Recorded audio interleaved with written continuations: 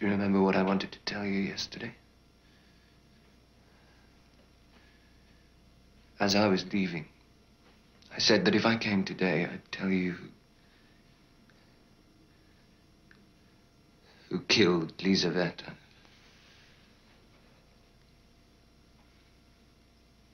How do you know? I know. Why? Have they found him?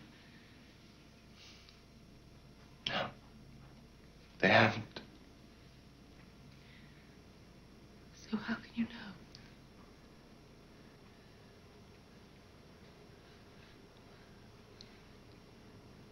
Guess.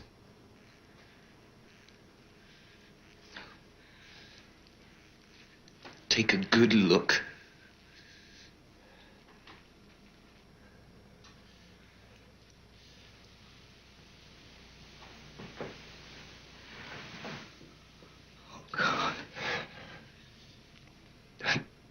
Don't torture me, Sonia. What have you done to yourself?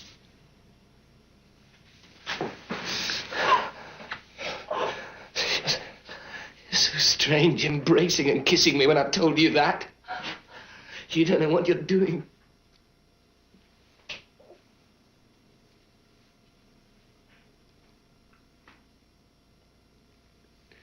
You won't leave me, Sonia, will you? Never. Never. Dear God, never. I'll follow you to prison. Maybe I'm not thinking of going to prison, Sonia.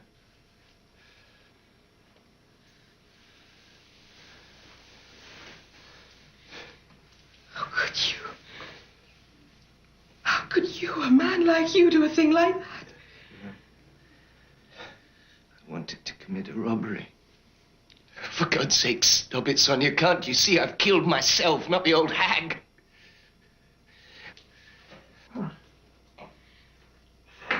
Leave me alone. What should I do now? Tell me. Get up. Go at once into the street. Bow down and kiss the earth which you have defiled. And say to all men aloud, I am a murderer. Then God will send you life again. Will you go? Will you? What are you talking about? Do you want me to give myself up? Accept suffering and be redeemed by it. That's what you must do. No. I can't do it. I can't go to them. The only book Dostoevsky was allowed in prison was a battered New Testament like Sonia's. And the only evidence of humility he found in the prisoners lay in the traditional Christianity still alive among them. This made a deep impression on him. And in Crime and Punishment, he began a long struggle with himself about the existence of God.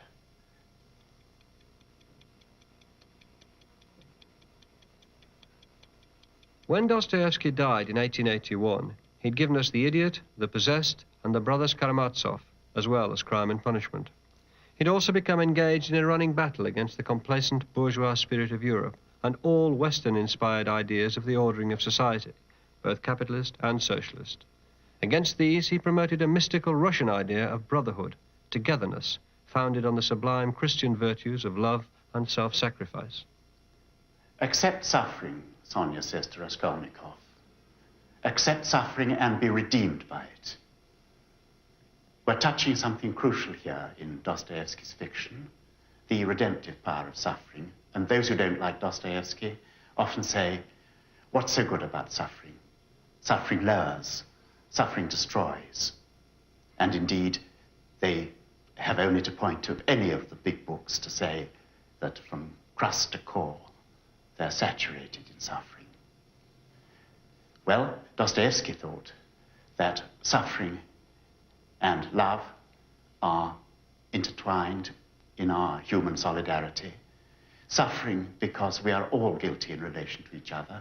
we're all the time inflicting suffering, harm on each other. And our unity in love is the obverse of our guilt in suffering. Sonia thought this. Sonia reads the New Testament to Raskolnikov. Sonia sends him out to confess. He kisses the filthy earth. He accepts suffering.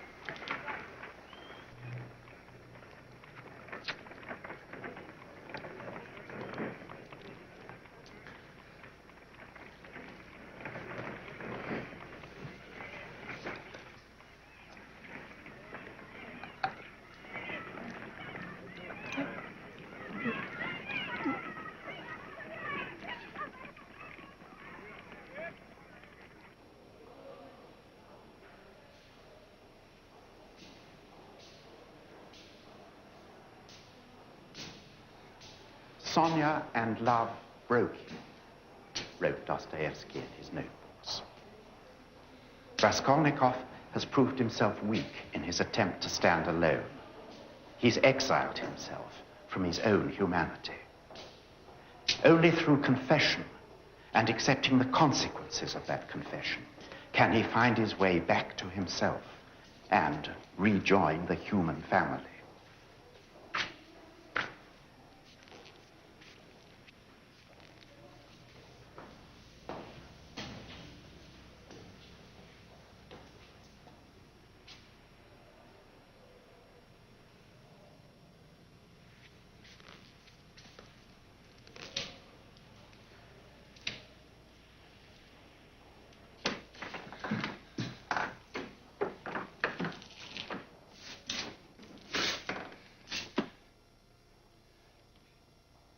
It was I who killed the old woman moneylender and her sister Lizaveta with an axe and robbed them.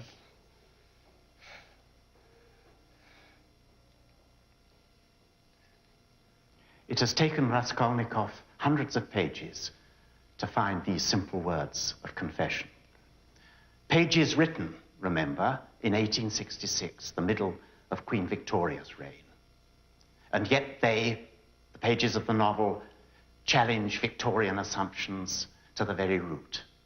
They prefigure the condition in which we find ourselves.